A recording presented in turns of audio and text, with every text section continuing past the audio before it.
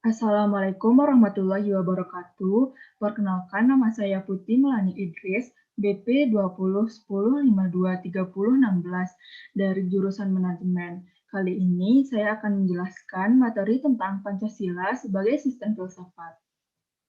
Yang pertama, dinamika Pancasila sebagai sistem filsafat, yaitu terbagi atas 3 era. Yang pertama, era pemerintahan Soekarno. Pancasila sebagai sistem filsafat dikenal dengan istilah filosofi Segondranslag. Gagasan tersebut merupakan perenungan filosofi Soekarno atas rencana berdirinya negara Indonesia merdeka. Yang kedua, pada era Soeharto. Kedudukan Pancasila sebagai sistem filsafat berkembang ke arah yang lebih praktis. Artinya, filsafat Pancasila tidak hanya bertujuan mencari kebenaran dan kebijaksanaan, tetapi juga digunakan sebagai pedoman hidup sehari-hari. Yang ketiga, pada era reformasi. Pancasila sebagai sistem filsafat kurang terdengar resonansinya. Namun, Pancasila sebagai sistem filsafat bergema dalam wacana akademik, termasuk kritik dan renungan yang dilontarkan oleh Habibie dalam pidato 1 Juni 2011. Selanjutnya, tantangan Pancasila sebagai sistem filsafat. Yang pertama, kapitalisme, yaitu aliran yang meyakini bahwa kebebasan individual pemilik modal untuk mengembangkan usahanya dalam rangka meraih keuntungan sebesar-besarnya merupakan upaya untuk menyejahterakan masyarakat. Salah satu bentuk tantangan kapitalisme terhadap Pancasila sebagai sistem filsafat ialah meletakkan kebebasan individual secara berlebihan, sehingga dapat menimbulkan berbagai dampak negatif, seperti monopoli, gaya hidup konsumerisme, dan lain-lain. Yang kedua, komunisme adalah sebuah paham yang muncul sebagai reaksi atas perkembangan kapitalisme sebagai produk masyarakat liberal. Komunisme merupakan aliran yang meyakini bahwa kepemilikan modal dikuasai oleh negara untuk kemakmuran rakyatnya secara merata. Salah satu bentuk tantangan komunisme terhadap Pancasila sebagai sistem filsafat ialah dominasi negara yang berlebihan sehingga dapat menghilangkan peran rakyat dalam kehidupan bernegara. Selanjutnya, esensi Pancasila sebagai sistem filsafat. Yang pertama, hakikat sila ketuhanan terletak pada keyakinan bangsa Indonesia bahwa Tuhan sebagai prinsip utama dalam kehidupan semua makhluk. Artinya, setiap makhluk hidup, termasuk warga negara, harus memiliki kesadaran yang otonom di satu pihak dan berkesadaran sebagai makhluk Tuhan yang Maha Esa yang dimintai pertanggungjawabannya atas semua tindakan yang dilakukannya. Yang kedua, hakikat sila kemanusiaan adalah manusia monopluralis yang terdiri atas 3 monodualis, yaitu susunan kodrat, sifat kodrat, dan kedudukan kodrat. Yang ketiga, hakikat sila persatuan terkait dengan semangat kebangsaan. Rasa kebangsaan terwujud dalam bentuk cinta tanah air yang dibedakan ke dalam 3 jenis, yaitu tanah air real, tanah air formal, dan tanah air mental. Yang keempat, hakikat sila kerakyatan terletak pada prinsip musyawarah.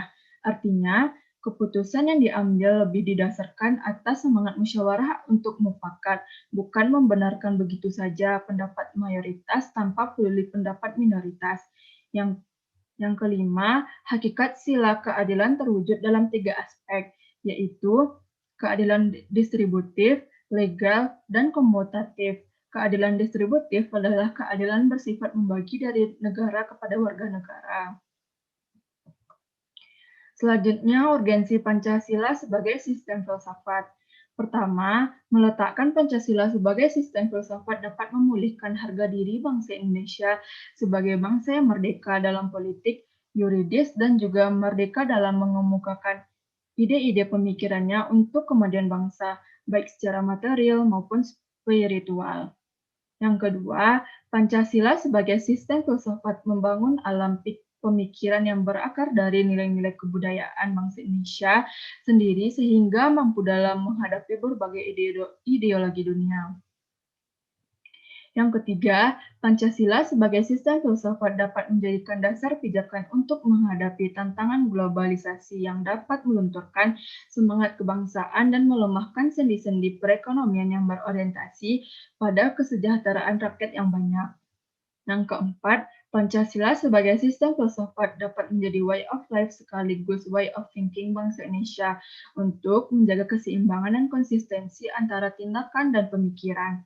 Bahaya yang ditimbulkan kehidupan modern dewasa ini adalah ketidakseimbangan antara cara bertindak dan cara berpikir sehingga menimbulkan kerusakan lingkungan dan mental dari suatu bangsa.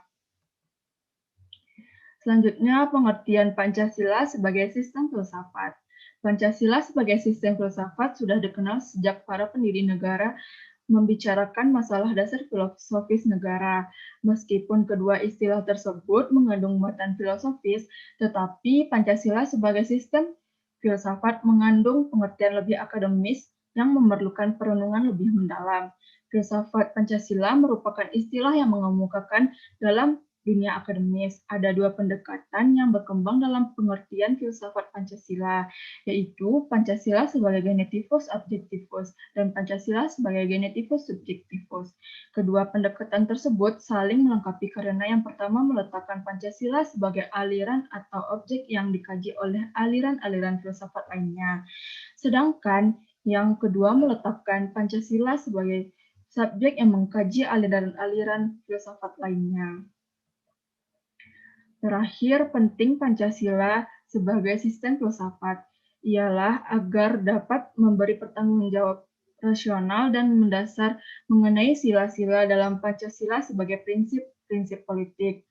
Selanjutnya, agar dapat dijabarkan lebih lanjut sehingga menjadi operasional dalam penyelenggaraan negara. Selanjutnya, agar dapat membuka dialog dengan berbagai perspektif baru dalam kehidupan berbangsa dan bernegara, dan agar dapat menjadi kerangka evaluasi terhadap segala kegiatan yang bersangkut paut dengan kehidupan bernegara, berbangsa, dan bermasyarakat. Sekian penjelasan materi dari saya. Apabila ada kekurangan atau kesalahan, saya minta maaf. Terima kasih. Assalamualaikum warahmatullahi wabarakatuh.